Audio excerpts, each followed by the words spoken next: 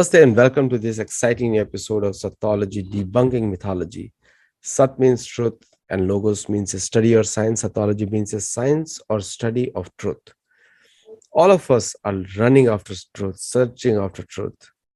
And mythology is exactly reverse of that. The word was a disparaging word which was meant to say by the British colonialists to Indians, mostly practitioners of Sanatana Dharma, that your culture has no historical basis. Pretty much, that's what it means. And Sattology is exactly the reverse of that. There is a very beautiful verse in Sanskrit called Satyamev Jayate. It is the truth which ultimately triumphs or wins. And we have seen the biggest casualty in the world is truth.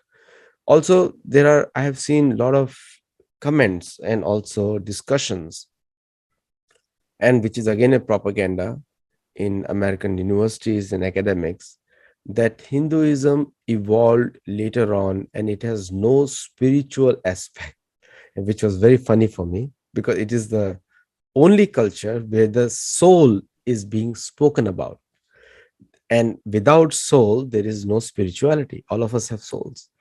Atma is a Sanskrit word which is better than soul, because the word soul comes from the same origin as soil, earth or soul. But the Sanskrit word Atma is more complete. And also the quality of Atma is Brahma. Aham Brahmasmi. This is a Sanskrit word that I am of the same nature as the Supreme Brahman, like the absolute truth, which is also called the all-pervading energy of Bhagwan, or commonly called God in English language. But anyway, today we have a very, very special guest, a princess from an Indian princely state. Erstwhile, they were princely states, they were abolished, but the title still holds. And of not officially, but we all know from which family they come from. Of Travancore, she writes wonderful articles, she has done research, and she speaks with pride in her own culture. It's everybody's right to speak about their own culture, and we want in the US that culture to continue, that everybody should speak about their own culture. And that's what the American identity is, that it's a potpourri of all world's cultures. So without delay, let us welcome Srimati Lakshmi Bayi Nalapat. Thank you, Aditya. Thank you for having me on your show. No, you're most welcome. In fact, people like you make the show more successful and viable. So, Lakshmi ji, there is a lot of propaganda or mythology being spread, and I don't know from where they come from, but generally it is said that Hinduism or Sanatan Dharma or Hindutva or Hindu-ness, all these different words are used for the same culture. And also Krishna consciousness, there's another word that is being used, that they have no spiritual basis. And it is just a creation of the later day Brahmins. It is the exact word used in the American academic circle. So what do you answer with this kind of, it's an allegation, not a commentary actually. Aditya, may I just deviate a little? Uh-huh. Hinduism or Sanatana Dharma as a religion is there in India by and large. Okay? It is not a religion which is spread throughout the world. So, why are people so scared of Hinduism? Why is it that people try and trash something which is, according to them, non spiritual? Geographically, it is limited in one country. So, there must be some reason behind that, right? Because when you trash something, it either means that you're scared of it or you don't want other people to know it. Now, I'm just going to touch a little upon communism also. Communism as a philosophy sounds so good when you hear it for the first time. It is like, oh my God, here is the poor, the people who don't have things, who are being taken care of by people who have things. Now that sounds so wonderful. It sounds so helpful. It sounds so altruistic. But the fact of the matter is that it is not. It is only when you get closer to communism that you realize that, things are not exactly what you thought they were. And this is why your country of America does not follow communism. And this is why a neighboring country to the north of India does follow communism. And look at how things are. Now, to come to Hinduism. Hinduism never tells you you have to do this. Okay. Hinduism has got 33 crores. Okay. 33 crores of gods. So now that's a lot of choice. 100,000 million, it is 3,000, I think, because I'm very bad at numbers. I think it is 3,000, 330 million. 300, 330 million. 330 million gods. Now, you cannot say that is, I mean, we don't have a choice, right? So, Hinduism never tells you to do this. It never tells you to do, it never tells you these are the sets of rules which you should follow to be a good Hindu. Probably the one of the most quoted and well-known texts of which is the Bhagavad Gita, where Krishna tells Arjuna what duty is, and etc., etc., etc. And if you read that, if you read the whole of the Bhagavad Gita, I haven't read the whole of the Bhagavad Gita, by the way, okay, but if you read the Bhagavad Gita, I have read that chapter where Krishna tells Arjuna, look, Arjuna, I have told you what I think is right. Now it's up to you. You choose what is right. You do what you think is right. Please remember that Krishna is being the ninth avatar of Vishnu, is very aware that he is divinity. He is not like Sri Rama, who is Vishnu in a man's form, in a human form. And it is God telling a very human being that, look, this is what I feel, but you do what you want. Now, what greater freedom can you expect from any religion? You mentioned good points, and a nice tangential point you took over, which is a good one. There's one thing. See that there are stories of devotion in Sanatana Dharma or Hinduness or Hindutva, whatever you call it, Mhm. which have been unparalleled. In fact, the Greeks took the Indian Panchatantra stories and converted them into their culture. So most of the Europeans' fables are based on Indian. It went to Arab first, and from Arabs they reached Europe.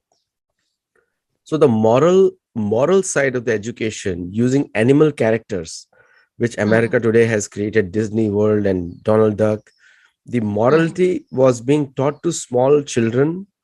through characters which they can relate to, because all children love uh, animals and animal things. This was started from India originally, and the if you look at the Kanik's instructions to Dhritarashtra, because Dhritarashtra won't understand very he was very spiritual person, but Dhritarashtra won't understand many of the moral side.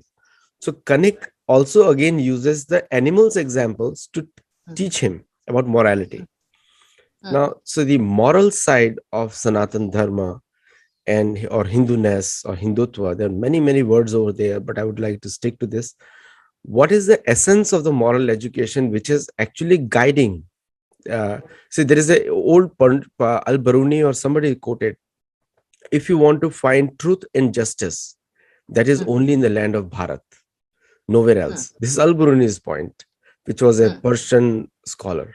So, Mhm. what do you have to say on the moral side of the Hinduness or Hindutva or Hinduism? My personal definition of morality, okay, because I can only give you what I think is moral. There is a beautiful sentence by Victor Hugo. which says that one person's right stops where another person starts. This has to be followed. Now, if you look at if you take Hindu stories, vegetarianism came to India through Buddha. Okay. Now, is meat eating wrong? We don't know. Ask the vegans. They will say it is bad to take milk. Milk and milk products even. Forget about meat. Meat is, like you can't think of it. Now, liquor. Okay. You have definitions of Hindu goddesses, which is Mahapana, Madonmatta, Mandahasa, Vilasini. She who's drunk with, with the wine. And there is nothing which says this is bad. Jesus made water into wine. Is that immoral? So it is not the things which are per se immoral. It is how people use them. If you have heard the story of Lot in the Bible, if you look at how God's people the earth, whether it is the Red Indian philosophy or Indian philosophy, it is all very similar. It is not the objects which are per se immoral. It is how people use them. Okay. Now, rape is definitely 1,000 times immoral. What about lovemaking between consenting people? See?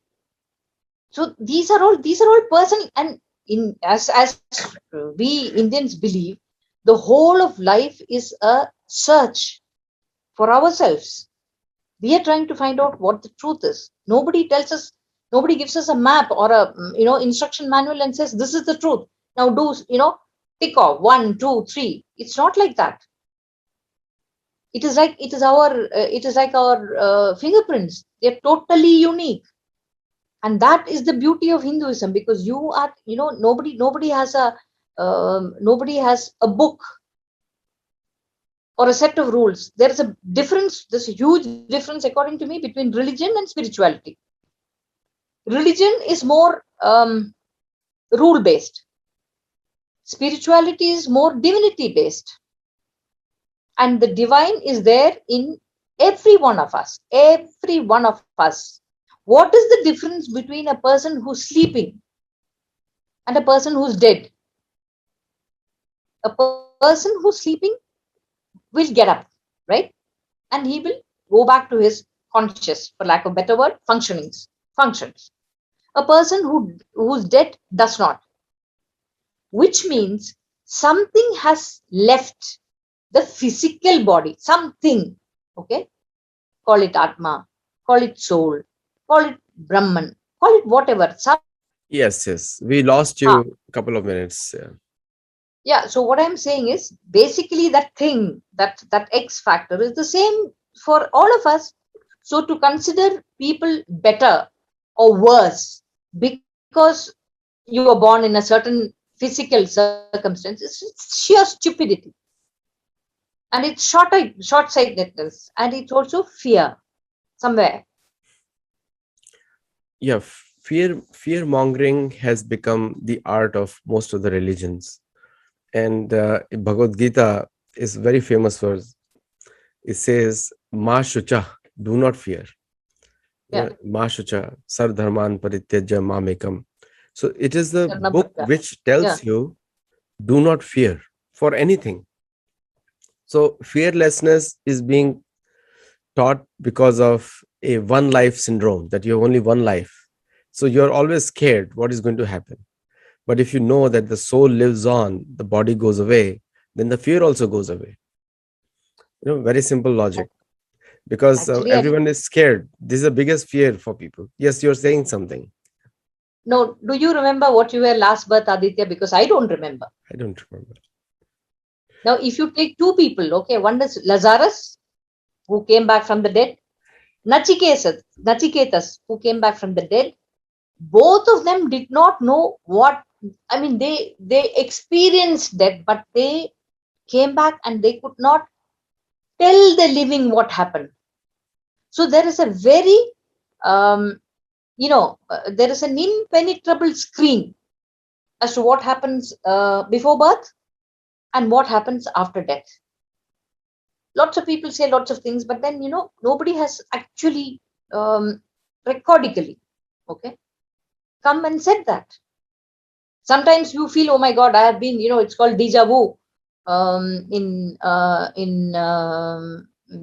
the West. Sometimes you feel, my God, I've been here, I've been here. There's a sense of familiarity. Buddhism believes in reincarnation. So there is no point, actually, I would say, and this is one of the things which where West and the East, where they differ. And in this, the East is caught backfooted, okay, because the West says you have only one life, so you do things. The East says, okay, like there are many lives, so if I don't do it in this life, I'll do it in the next life. So there is a certain sense of urgency about the West, which is not there in the East. But there is a sense of gentleness in the East, which is not there in the West. The best thing would be the marriage of both, which is possible, please. I mean, I do not believe that East is East and the West is West. I don't think so. Because that's like, these are all man-made divisions. Unfortunately or unfortunately, even though lots of people may uh, dream or think otherwise, we're all human. There is nobody who is ayonija. That is somebody who is not born of a womb. There is nobody there who can, who has the authority, who, you can even say divinity. Why was Jesus son of man? You see, somewhere there is something about human beings which are special. In every religion, you take any religion, God comes to for the sake of human beings. Avatars, they're for the sake of human beings. Now, if an omnipotent God can just sit in his omnipotent world, not bother about this little creation of his called Earth. And if you actually take the way of life of in India, we respected nature, we respected other human beings. There's in the second week of January, in Tamil Nadu, there is something called Mattu Pongal, which is when you worship the cattle, because it's a cattle which plow your fields and give you food. So that's a very that's showing respect to something which is such an important part of your daily life. Saraswati Puja, when you worship, when people who are working, who are working in the fields, they give rest to their plows, to their spades, to their ayutam, as they say, ayutam with the pen. Nowadays, the computer, the iPad, they dedicate it to God and say, let me work well. Let these implements work well with me. Because you know what happens when the computer hangs? Everybody knows the horror. So this kind of basic respect was there. Unfortunately, that kind of respect is dying down everywhere. That is very sad. People are being taught that, Frank Sinatra's My Way, One Way, it's not exactly, it sounds very nice, but it's not practical.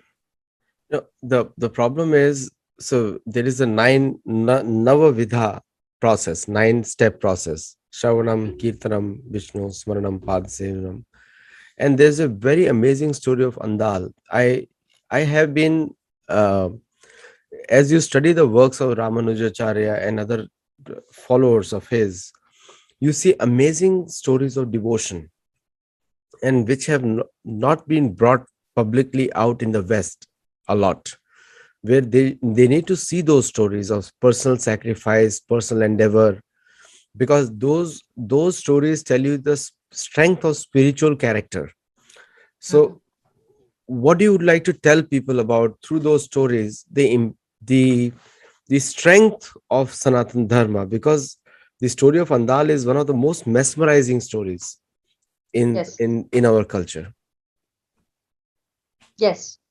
Um, Andal is a character very prevalent in Tamil Nadu, and she has composed a huge body of work called Tirupavai. And Tirupavai is as important as the Vedas, and it is recited in many Vishnu temples, in especially in Tamil Nadu. The story goes that there is a Vishnu shrine called Vada Patra Sai, or he who lies on a leaf. Okay, that's a reclining Mahavishnu. The the priest or the pujari had a daughter called Andal. The priest used to send flowers and food for to be consecrated before the Lord Mahavishnu through his daughter Andal. There is a belief that the food and anything which is offered in puja, as devotion to the god, has to be given to the god first, and then only human beings partake of it.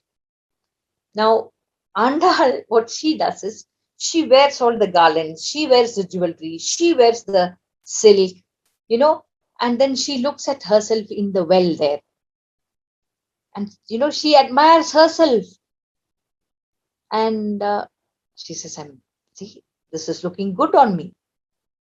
And then she takes it off and then she puts it and for her father to drape or ornament the god. Now, the father doesn't know that the daughter is doing, according to him, sacrilege. Okay, because according to conventional wisdom, she has made it impure by using it for herself.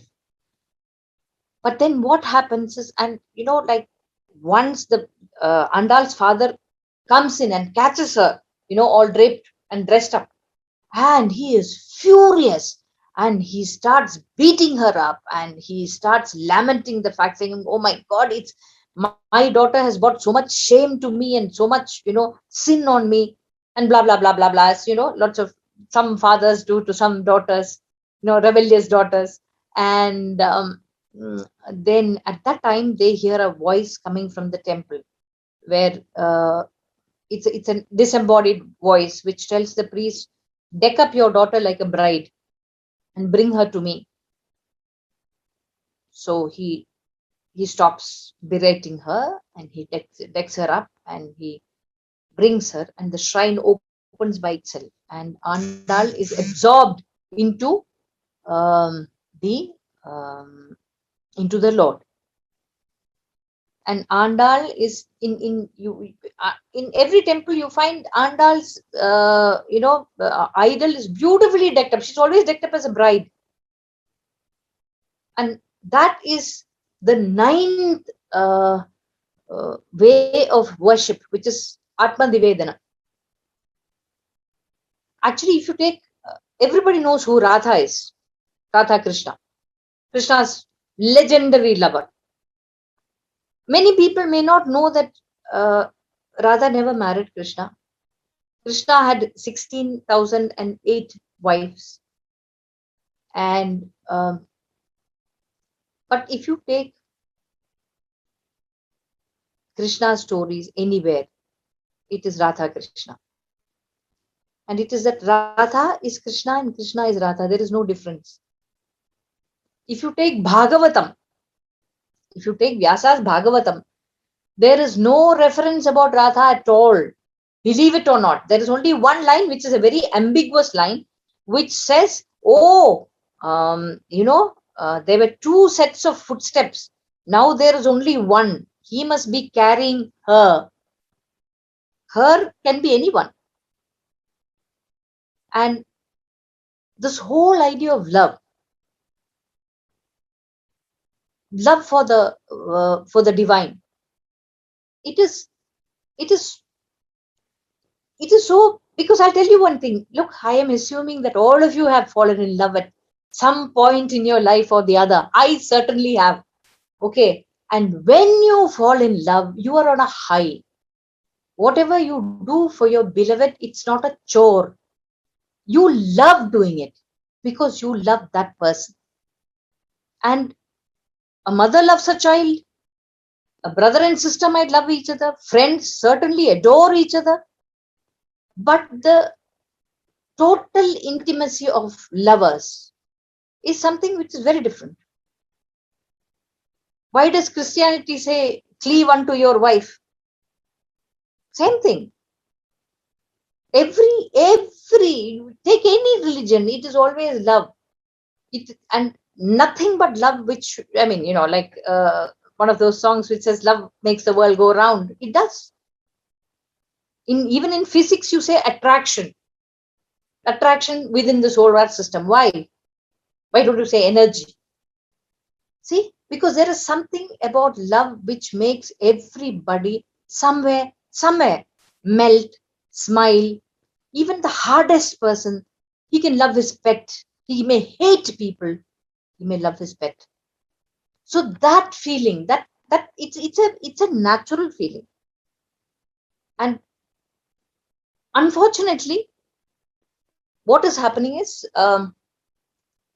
love is being slowly demoted, very slowly demoted. And the rule book is being promoted. And that is the problem with every religion. Because when you're in love, you are not bothered as to what the other fellow is doing. See, but then when you let's say you've broken up, or you're a misogynist, you're always looking at what the other person does, and that is terrible.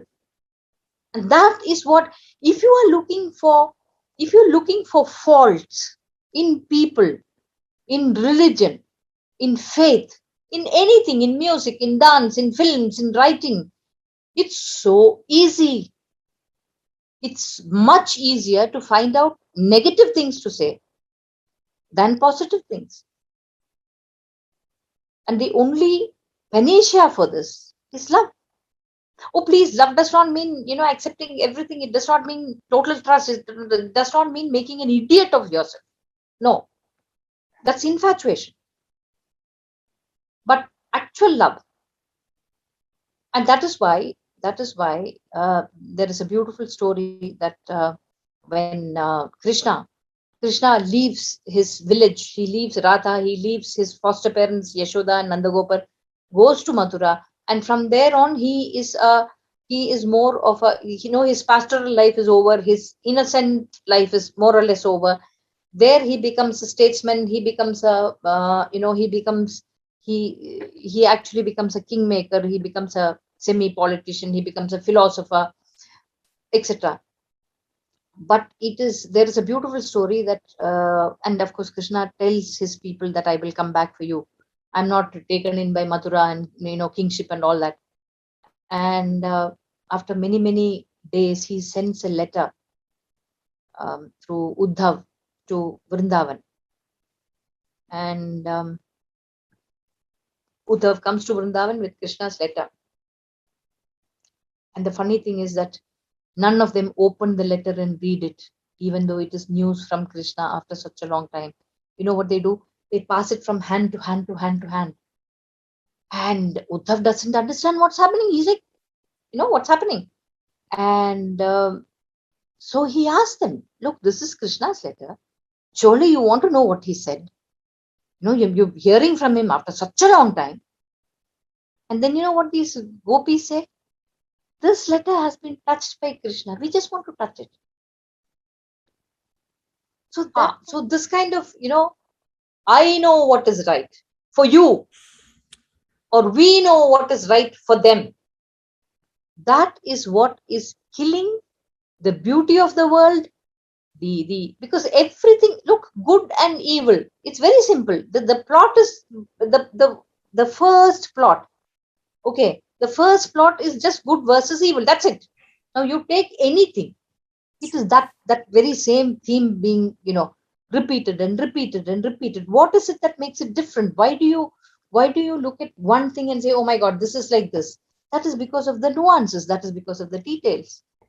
We are killing our nuances. We are rubbing off our nuances. We are becoming, sorry to say, instead of being multi-dimensional, we are becoming two-dimensional.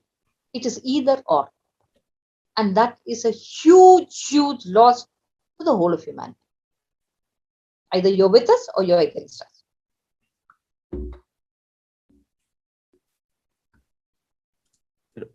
Very, very good point you made. And one of the things which I'd like to say, some of the comments have come. So in Sanskrit, the word is Deva. Deva and Bhagwan, two separate words are used. For Hari, is Bhagwan is used generally, Shri Bhagwan Vacha, and many other Sanskrit words are used. And for Devta, it is used Deva. Deva. But anyway, Devadi Dev is Vishnu, Hari. But anyway, so the another concept which comes into which people ask, and this is the problem is the Max Muller's version of Sanatana Dharma being taught in the US. All the textbooks carry the spelling Hindoo, which is how Max Muller used to write. Correct. And Max Muller, the confusion is created because Max Muller is teaching Hinduism to Americans according to his understanding. But Max Muller did not attend any traditions. He was a colonial British implant to actually damage Sanatana Dharma and Hinduness or Hinduism, whatever you call it. In the American universities, when they are being taught about Sanatana Dharma, you'll be shocked to know when they teach that Bhagavad Gita evolved in around 600 Common Era. That's what they teach. Okay. And Bhagavad Gita, because they're trying to build the synchronity, they want to say that the Bible and Bhagavad Gita came at the same time. Okay. That's what they want to say. And secondly, they say, now Andal's story is so impressive. They teach Americans that generally there is nothing spiritual in the Hindu tradition. But my question to all of you is, how many of you go to yoga schools? And how many of you derive benefit from yoga and meditation? So around 60 million Americans practice yoga and meditation according to the Hindu scriptures like Bhagavad Gita. What is your view on that? Well, actually, Aditya, my view is slightly different. It's okay if you say that it's not spiritual. As long as yoga helps you, it's good. It's positive, right? So according to me, anything positive is spiritual. You don't have to bow down and say, oh my God, and we see, this is one thing, Aditya, we don't need ratifications and recommendations from anyone in any religion, any place on earth, any any country. We don't need certificates saying that you're spiritual. You do yoga, whoever does yoga and finds themselves getting a benefit is obviously going to say that yoga is nice. Forget about the rest of it. So yoga is nice, right? Other people are going to say meditation is nice because it's going to give me peace of mind. So it's okay. You don't have to take the whole, first of all, you cannot take the whole, if I may use the word, bundle of Sanatana Dharma and, carry it. You can't. So it's actually, that is the beauty of Hinduism. You take what you want. It's okay. You think it is not spiritual? Fine. How does it matter? Do you really think it matters to anybody? I mean, any divinity, whether human being believe in them or not? The question of belief comes. The question of belief only comes, if I may be blasphemous enough, if I can use that word. Uh, the question of belief comes only when my belief is going to turn me against somebody of some other belief. So I'm using my belief as a stick to beat somebody else.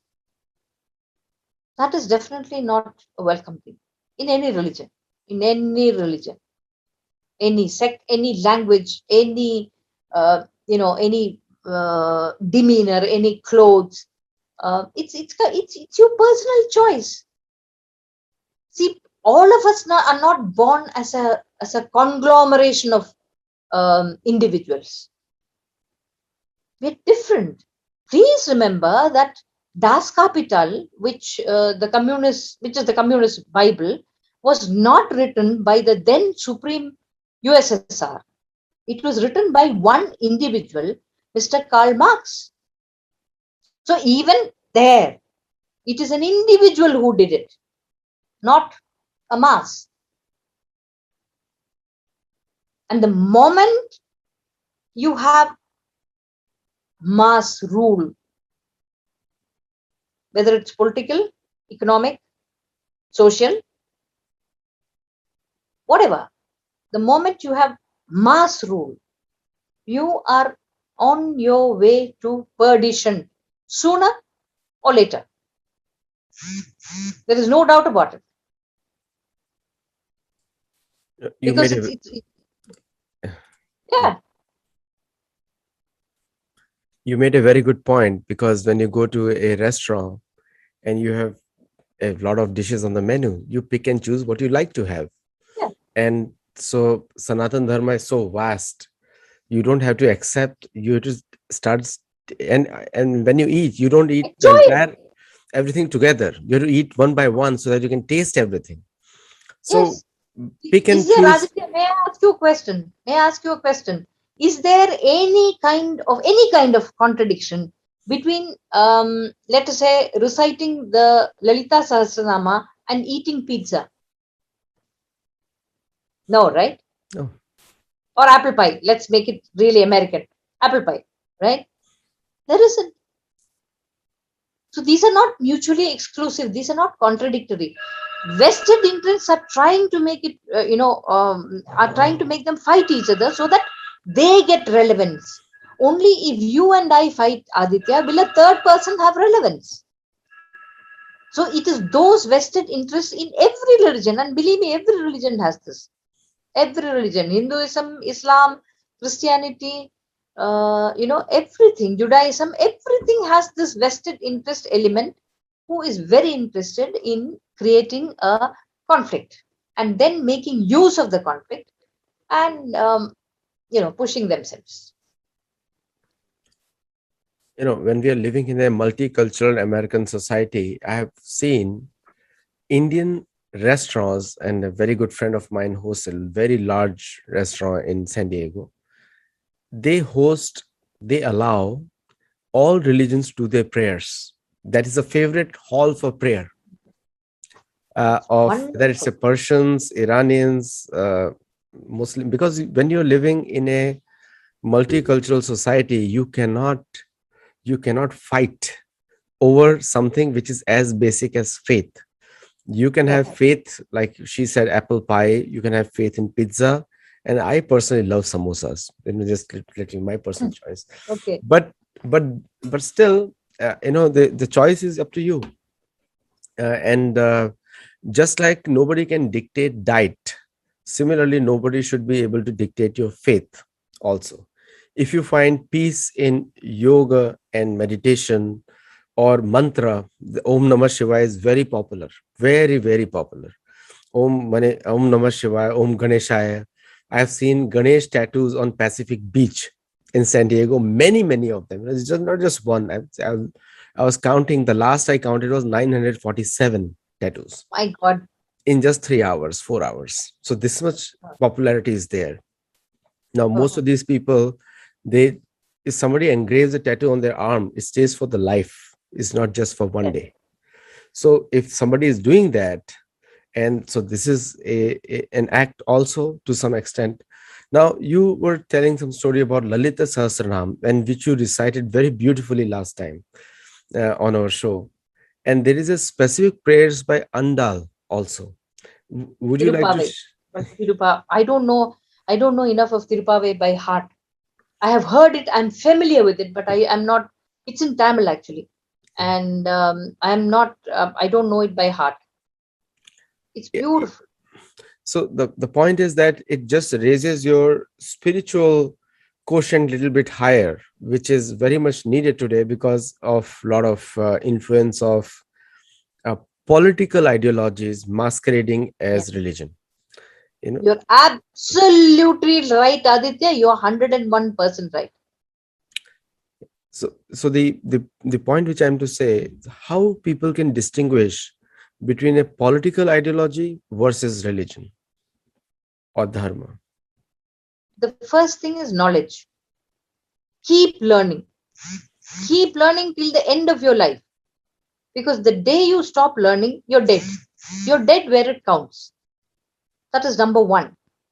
Two is keep questioning. Keep whatever you hear, whatever you read, keep questioning. Because if whatever you hear is that good, the answers will come. It is not disrespect. It is not disrespect. It is like if I have a doubt, please clear it. And the teachers are there to clear doubts. The teachers are not there to run away from students. The teachers are not there to, tell students, shut up, I am the teacher and you're the student. So you better listen to me. That is a dictator. That is not a teacher by any stretch of imagination. So, so if there is confidence, there is no reason to shove your religion or anything down somebody else's throat. Because if you shove anything down other people's throat, the end result will be gagging by that person. They're not going to accept it. Nobody's going to accept things which are taught um, with fear and not knowledge. They're going to listen to you. They may listen to you because they're scared. They may listen to you because they want something out of you. But they're not going to appreciate that. They're not going to sustain that. And that is what is happening worldwide. And any forget religion, anything that is spiritual, which does not anything that is spiritual has to make you happy.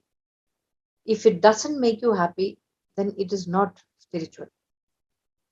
If your spirituality is making you frustrated, if your spirituality is making you sad, it's making you jealous, it's making you angry, please change your God, whoever be that God, irrespective of religion. If your quote unquote religion is making you look at other people with hatred, with a sense of difference. Of course, we are different in that sense, in that very, in the primary sense. Otherwise, we've all got the same desires, most of us. And I mean, your need might be very urgent for you, but my need is very urgent for me. And when you can accept that, I think that is when you start being spiritual. That is not the acme of spirituality. That is the first step of spirituality. That's a kindergarten of spirituality. When you start looking around and you say that, oh my God, this is how things are. There was very interesting discussion I did. It will be on the channel very shortly, and all of you can see that. Was supposed to be watching. So Yeah. we have a place owned by yogis and Hindus, and which allows all different religions to come and host it. Like I just gave an example. So I did an interview and I asked them, I was interviewing Indian refugees who have come from the southern border into California.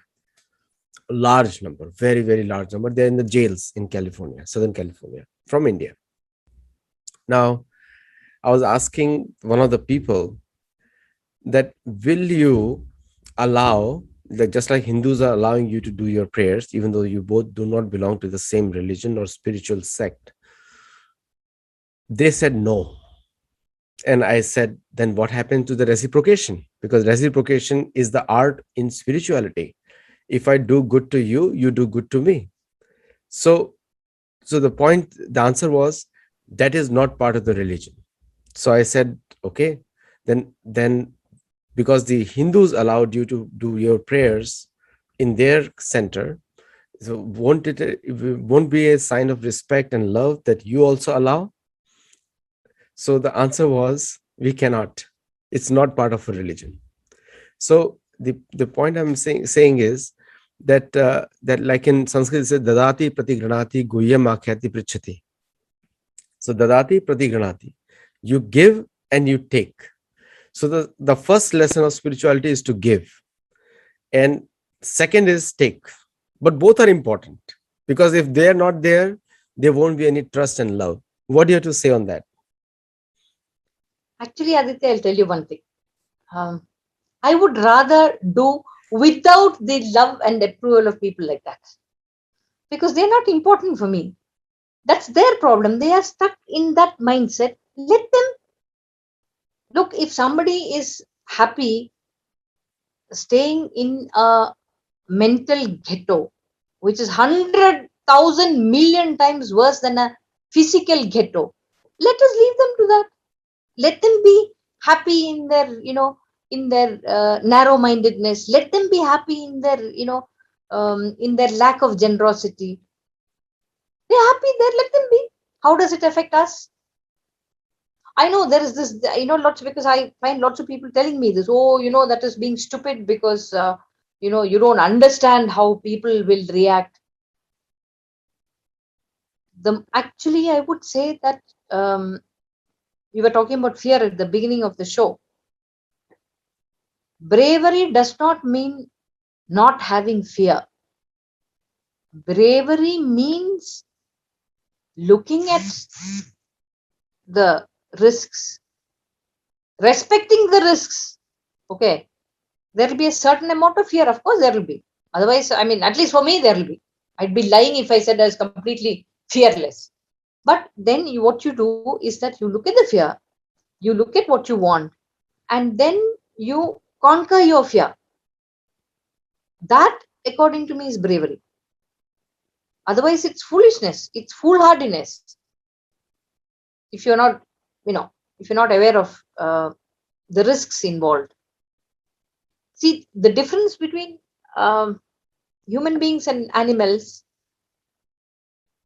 though, of course, sometimes I doubt very much whether certain people who are physiognomically similar are really human. The difference between humans and animals is that the human being is supposed to have at least a sense of thought. He can choose. He has discernment. That is the difference. And if you don't apply that, and if you have a completely animalistic reaction to things, then you can settle things only the way that the way that animals do it. Fight it out, slug it out. Haven't you seen during the mating seasons how animals, especially the males, fight each other? They fight each other to death sometimes. Horses, elephants. Do that. Don't do that. Don't push it. Don't push a people. Don't push a society to. Don't be a coward. Don't hide behind society. Make two societies fight each other while you are quietly sitting there chuckling away, of course, with a very, pious face. And you're saying, oh, this is for the sake of my religion. Don't do that. If you really believe in something, go out and fight for it. And then we say me veera mrityu, right? That is martyrdom. It's there in many religions. Then be a martyr, go to heaven. But you fight. Don't make other people fight for you. How many people would actually be ready to die for their beliefs? And how many people would be ready to make other people kill each other, manipulate other people to killing each other for the sake of their personal, well, I don't know if you can call it ideology, whatever. So one of the last point in the discussion today, because we had some gaps here. One last point. So the we have conclusively proved that anyway we don't have to be reactive, and but it does affect future relationship, because now the first time the extension of hand, when you do not come at the same level, the next time that person is not going to open up his place for you because you did not open for them. It's not going to happen. It's karma, law of karma always works. Now my last point, and it has come from the audience. So how is karma the essential bedrock of healthy spiritual relationships? See, human beings are basically what we do, what we think, and what we say, and what we do are not, unfortunately, always in sync. Whatever I think about people, it does not go to other people. So it does not affect them at all unless I choose to say. What I say affects them up to a certain extent. But what I do, for example, I am telling, you know, Mr. A, look, I'm thinking, oh my God, I would like to slap him. Okay. So maybe my face will change or whatever. Then I'm telling him, look, I'd like to give you a slap. Naturally, he's not going to be happy about it. But then if I actually slap him, he's going to be most upset. That is why karma, which is action, it is action which counts more than anything. And there is also this belief that we have the four yugas: the Satya, the Treta, the Dwapara, and the present Kali Yuga. What they say is Satya Yuga was so pure and people were so good that even if you thought something, it was a sin. But Kali Yuga is so impure that unless you actually do something, it is not sinful. Even if you think, of course, that doesn't mean that you have bad thoughts and you say bad things. That's not an excuse for that. That's not a blanket permission for that. But this is how karma, counts. And this is what makes a person. So anyway, the message from this discussion is very clear, that Sanatana Dharma gives you a wide choice and you pick and choose what you like. The Hinduism or Sanatana Dharma or Hinduness, whatever you call it, is a platform built for the entire humanity, not just for few people from India or anywhere else. Because in the last show, one of the my guests is the biggest yoga instructor in the country, in the USA. And one of his questions to me was that, can will I be accepted?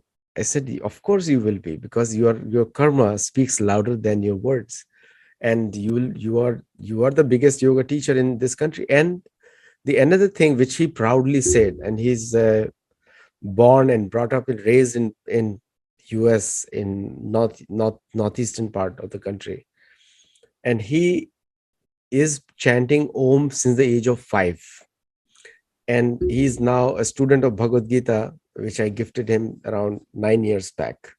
And I said that, why not you start reading? And now he's included that in his yoga practice, and his yoga practice and yoga school has a maximum followers in the country today. Maximum, like in terms of numbers, it is few 100,000 yogas practitioners in his schools. So the point which I'm saying, that it is the property of the entire humanity, not just people from India or anywhere else. Yoga, Bhagavad Gita, Veda, Ramayana, Mahabharata, these are the property of the entire humanity, because when these were written, there were no other religions over there except one, Sanatana Dharma. So it is a property of everyone, and I think that message comes out here very loud and clear. And we do not compare between different religions, because it's choice is up to you. You choose. But for us, who we follow, we are just saying, like I tell people, I can tell you what I know. I cannot tell you what I do not know, and I cannot share what I do not know. True. So I can tell you what benefits me, but the choice is yours ultimately, because you have to decide. Would you like to add something to it?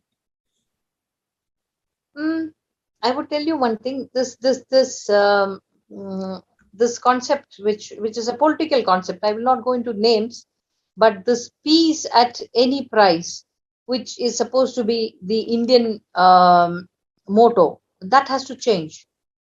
It is not peace at any price, because when you say peace at any price, you are prepared to suffer just for the sake of peace. No, we need confidence. First, we need knowledge. Unless we have knowledge, we're just floating, and we're just faffing off, which doesn't work out. Have knowledge, have confidence, think, and practice what you think is right. And please don't shove your practices and your beliefs down the throats of anybody who does not want it. People think that Hinduism is horrible. Fine, thank you. Please don't come. Please don't have anything to do with Hinduism. We are not going to be nasty and say that. We are not going to make it into a slanging match that, oh, your religion is worse than mine. No, we're not interested. So leave us to our, according to you, horrible religion, which we think is wonderful. That's all. So, thank you so much, Lakshmi Bayi Nalapat ji, Srimati.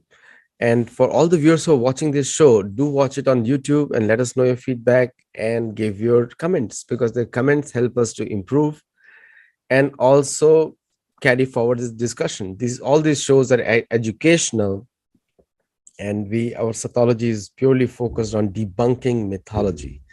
And that's why we don't discuss any political subjects, other than one of my friends, Abhijit Iyer. Other than that, we don't discuss anything politics. Namaste and thank you. Thank you, all of you, for hosting me. And thank you, Aditya, for having me on this. Thank you. Namaste.